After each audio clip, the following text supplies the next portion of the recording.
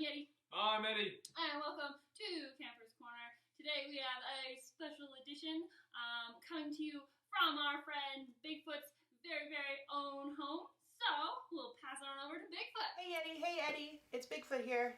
I heard you guys want to hear a story, and you might have some friends out there that want to hear one too. Lucky for you, I've got a whole stack of books. I've got my campfire, I got my snacks, and I've got nowhere to go. Want to hear a story? This one is called Angela's Airplane, and it's by a Canadian author named Robert Munsch. Totally my favorite. And don't worry, I'll make sure to show you the pictures. Angela's father took her to the airport, but when they got there, a terrible thing happened. Angela's father got lost. Angela looked under airplanes and on top of airplanes and beside airplanes, but she couldn't find him anyplace. So Angela decided to look inside an airplane. She saw one with an open door and climbed up the steps.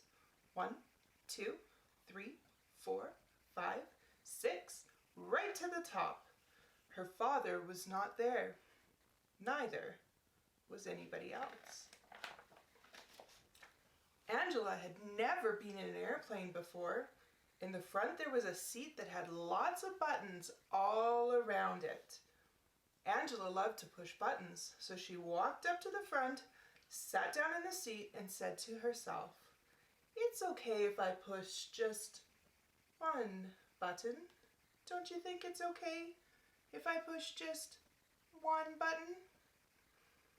"Oh yes, it's okay. Yes. Then she slowly pressed the bright red button. Right away, the door closed. Angela said, "It's okay if I push just one more button. Don't you think it's okay if I push just one more button?"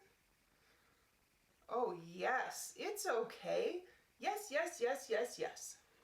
Slowly, she pushed the yellow button. Right away, the lights came on. Angela said, "It's okay if I push just one more button. Don't you think it's okay if I push just one more button?" "Oh, yes, it's okay. Yes. She pushed the green button. Right away, the motor came on. Vroom. Angela said, "Yikes," and pushed all the buttons at once. The airplane took off and went right up into the air. When Angela looked out the window, she saw that she was very high in the sky. She didn't know how to get down. The only thing to do was push one more button. So she slowly pushed the black button. It was the radio button. A voice came on the radio and said, "Bring that airplane back, you thief!" Angela said, "My name is Angela. I am 5 years old and I don't know how to fly an airplane." "Oh dear," said the voice. "What a mess. Listen carefully, Angela. Take the steering wheel and turn it to the left." Angela turned the wheel and very slowly the airplane went in a big circle and came right back over the airport. "Okay," said the voice. "Now pull back on the wheel." Angela pulled slowly back on the wheel and the airplane slowly went down to the runway. It hit once and bounced. It hit again and bounced. Then one wing scraped the ground. Right away, the whole plane smashed and broke into little pieces.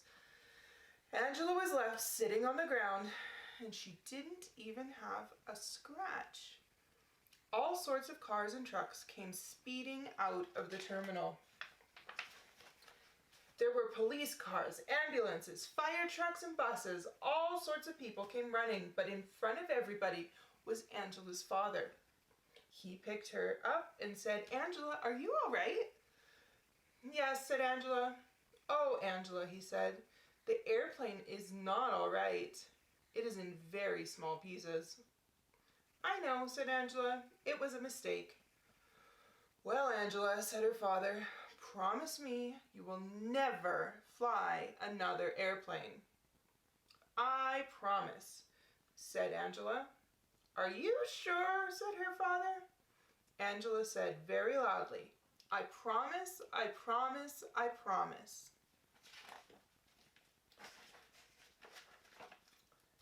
Angela didn't fly an airplane for a very long time, but when she grew up, she didn't become a doctor. She didn't become a truck driver. She didn't become a secretary, and she didn't become a nurse. She became an airline pilot. The end. So that one is Angela's airplane. Yeti Eddie, I hope you like this story. I hope your friends like this story. And make sure to come back for another one from the stack here in my book pile. All right, thanks, Bigfoot. That was great to hear from you there.